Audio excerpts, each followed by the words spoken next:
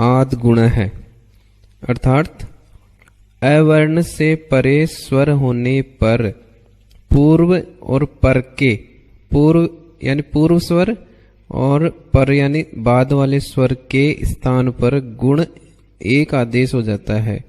अर्थात पूर्व और पर ये दोनों स्वर मिलकर के एक स्वर हो जाता है। जैसे पहला नियम, ए आ के बाद यदि ई और ई आए तो ये दोनों मिलकर के ए बन जाएगा, ए स्वर हो जाएगा।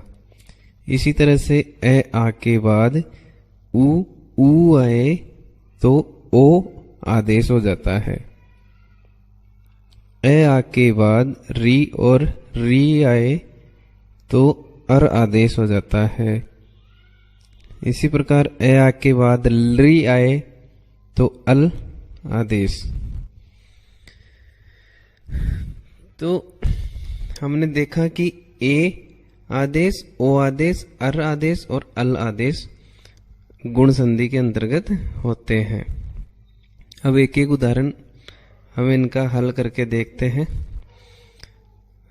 उप प्लस इंद्र है, इसमें प में ए मिला हुआ है जिसे हमने अलग कर दिया है, प को हलंत कर दिया है, और इंद्र में से ई को अलग कर दिया, अंद्र है लिख दिया है अलग।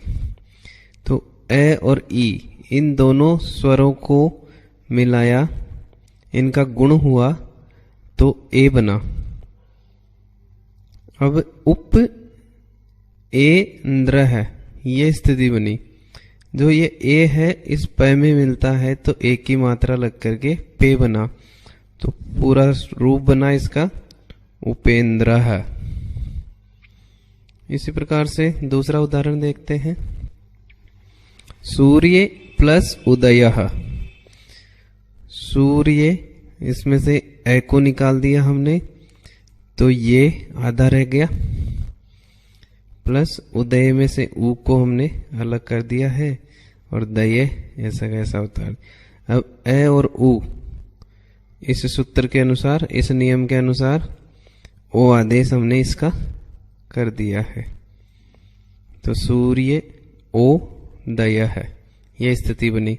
सारे वर्णों को हमने मिलाया तो सूर्योदय है, यानी ये में ओ को मिलाया, ओ की मात्रा लग जाएगी तो सूर्योदय है, ये रूप संपन्न होता है।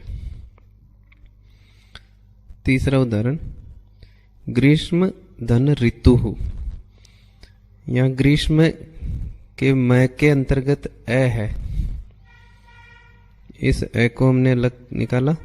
ऋतु में री को, ए और री की जगह अर आदेश हमने तीसरे नियम के अनुसार कर दिया है। ग्रीष्म ऋतु, फिर ग्रीष्म ऋतु, ये स्थिति बनी। र यहाँ पर है, र को हम त के ऊपर लगा देंगे। ये एक नियम है, जल तुम्बिका न्यायन रेफस्य ऊर्ध्व गमनम। तो ये र है वो उस नियम के आधार पर र ऊपर चला जाता है अगले वर्ण के, तो ग्रीष्म ऋतु ये रूप सिद्ध होता है। चौथा उदाहरण, तव प्लस लृकार है। यहाँ तव ए व में से आ गया, लृकार से लृ आ गया, दोनों की जगह अल आदेश हुआ। व में ए मिलाया तो वह पूरा बन गया, ल आधा है कार है, ऐसा कैसा तवल कार है, यह रूप सिद्ध होता है। इसी प्रकार से हम अन्य उदाहरण कर सकते हैं। रमा प्लस ईश है, इसका उत्तर है रमेश है, यानी आ में ई को मिलाया, आ और ई की जगह ए आदेश हुआ तो मैं में ए की मात्रा लगा करके रमेश है, ये रूप संपन्न होता है। महा प्लस इंद्र है, यहाँ महा में हा में आग की मात्रा लगी है यानी आ स्वर है, फिर इंद्र में छोटी ई है, इन दोनों की जगह ए आदेश हो जाता है तो महेंद्र है रूप सिद्ध होता है।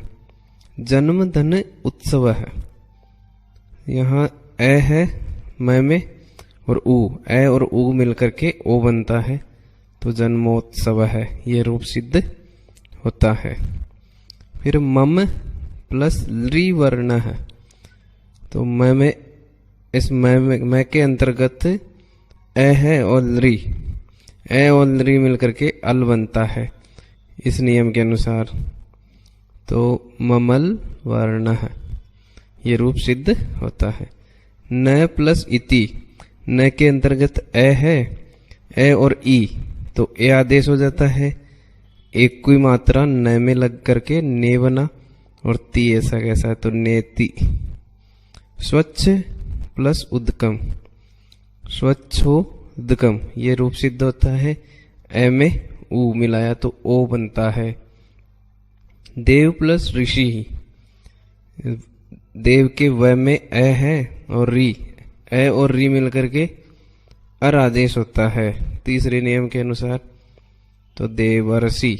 और ये रे जल तुम्बिका न्याय से रेफस्यो ऊर्ध्व गमनम, यानी जल तुम्बिका न्यायन रेफस्यो ऊर्ध्व गमनम, इस नियम के आधार पर रे ऊपर चला जाता है, तो ये देवर्षि रूप सिद्ध होता है।